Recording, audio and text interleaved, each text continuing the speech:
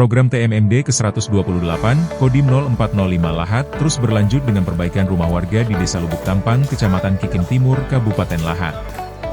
Salah satunya rumah milik Ibu Sri Ratna yang sebelumnya dalam kondisi kurang aman dan tidak layak ditempati.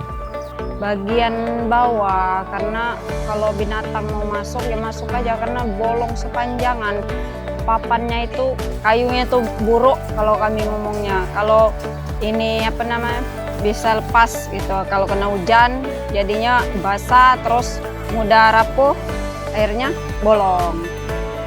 Terima kasih yang sudah membantu kami, yang bikin rumah kami sangat nyaman. Kami nggak bisa membalas, terima kasih banyak. Melalui TMMD ke-128, Kodim 0405 Lahat, program ini diharapkan dapat memberikan rasa aman dan nyaman bagi warga penerima bantuan.